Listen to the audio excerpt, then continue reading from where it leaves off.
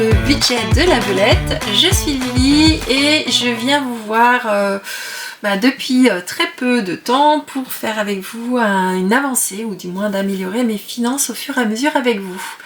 Donc aujourd'hui j'ai décidé de faire une vidéo qui concerne mes objectifs mensuels. Donc dans le cadre de mon évolution financière ou du moins de la remise en état de mes comptes, j'ai décidé de me fixer tous les mois 1, 2 ou 3 objectifs pour améliorer mes finances. Donc ça peut être des objectifs tels que renégocier un contrat, clarifier une dépense pour savoir exactement ce qu'il y a dedans, revoir le niveau d'assurance, des challenges pour éviter de dépenser, ça peut être plein de choses comme ça. Mais ce mois-ci, puisque c'est le mois de la rentrée scolaire, ou du moins du démarrage de l'année scolaire, j'ai décidé que mes objectifs du mois tourneront tous les 3 autour de la scolarité de mes enfants. Donc, j'étais venue vous voir il y a une semaine maintenant, dimanche dernier pour vous, en vous présentant mon budget du mois de septembre. Et dans mon budget du mois de septembre, j'ai plusieurs choses que je voudrais mettre sous contrôle ou du moins clarifier. Donc mon premier objectif, ce sera un objectif qui sera sur cette partie-là. Donc ici, vous voyez, vous avez des frais de scolarité à hauteur de 250 €. Donc lorsque j'ai établi mon budget, j'ai des incertitudes parce que mes enfants ont changé de modèle de scolarité. Donc j'ai mon garçon qui... Alors donc ces 250 € comprennent deux choses. Les frais d'internat de ma fille et les frais de cantine de mon fils. Les inconnus ici, c'est que pour mon fils, on va se focaliser sur la partie cantine.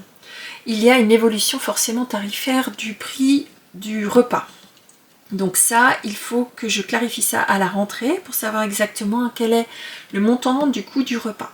Et la deuxième chose, c'est que l'année dernière, mon fils était mensualisé, c'est-à-dire qu'il payait même s'il n'allait pas à la cantine et s'était prélevé tous les mois la même somme.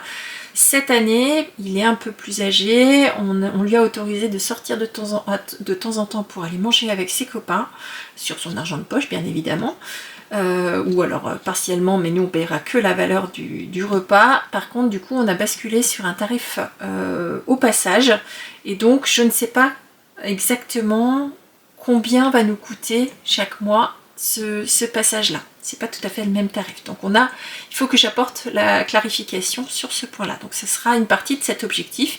Et la deuxième chose, c'est que ma fille change d'établissement scolaire. Elle part dans les études supérieures. Et donc elle a eu une place, fort heureusement, je crois que je vous l'ai déjà dit la dernière fois, dans un internat auprès de cet établissement. Ce qui fait qu'on n'a pas besoin de prendre d'appartement ou quoi que ce soit. Et donc il faut que... Donc j'attends la clarification de savoir combien va nous coûter cet internat et pour pouvoir le budgéter de manière plus précise. Donc voilà, premier objectif, ce sera effectivement de clarifier ce point-là pour pouvoir mieux budgéter les prochains mois. Deuxième objectif, il est relatif à cette deuxième partie de budget que vous avez ici, qui correspondent aux frais de transport et sport. Donc c'est une épargne virtuelle qui va monter et descendre.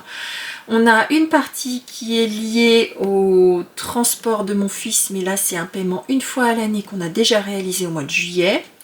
C'est 95 € je crois l'année de bus. Alors on n'habite pas très loin du lycée, mais c'est prélevé, enfin on le paye une fois à l'année. Donc je l'ai intégré là-dedans, et on a sa licence sportive, et ça aussi c'est une fois à l'année, mais c'est déjà intégré et c'est déjà payé.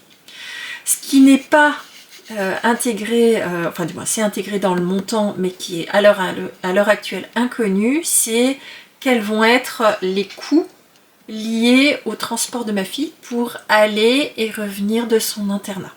Et pour ça, on a plusieurs possibilités. Elle a la possibilité de prendre le bus, on a la possibilité de l'emmener en voiture, et on a la possibilité de lui faire prendre le train. Le train étant la solution la plus rapide et la plus facile pour elle, pour aller et venir à cet endroit-là, puisque pour nous, si on va en voiture, ce sera, je pense, moins coûteux que le train, et encore, faut voir.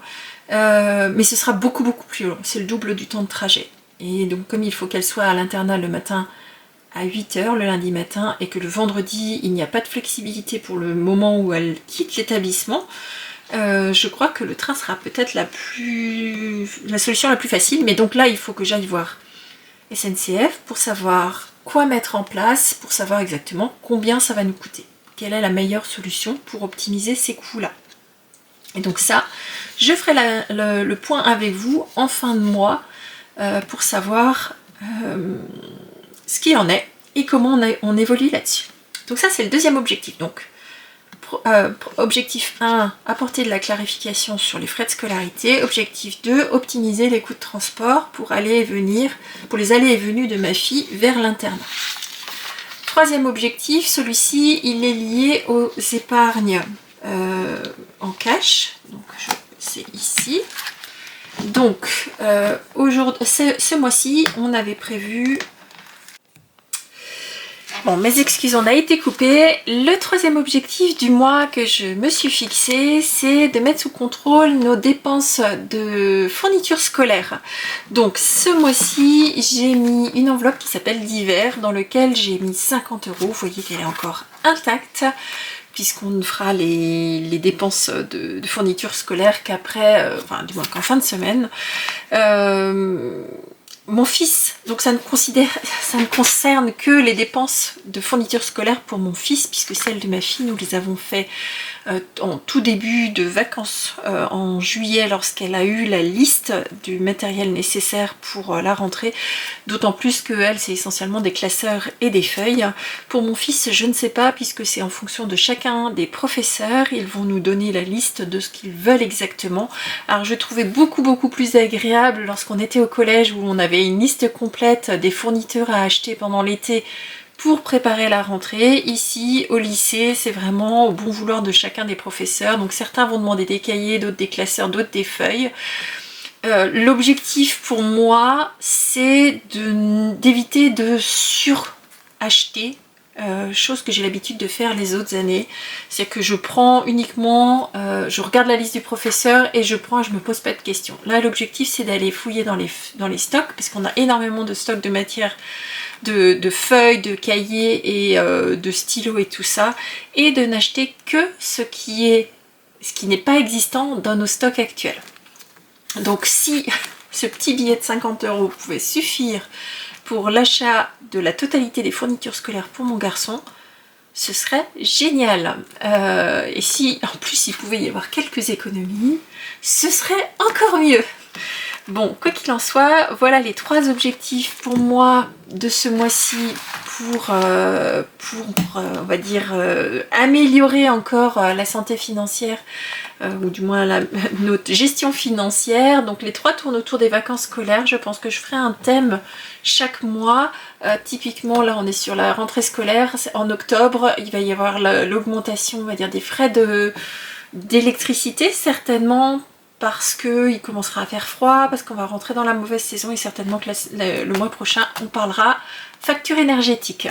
Donc là, ce mois-ci, je récapitule, mettre sous contrôle les dépenses de fournitures scolaires, obtenir la clarification de combien va nous coûter la cantine et l'internat, et faire le point sur on va dire la méthode de transport optimale, que ce soit financière ou humaine, ou plus agréable pour ma fille pour ses allers-retours vers l'internat.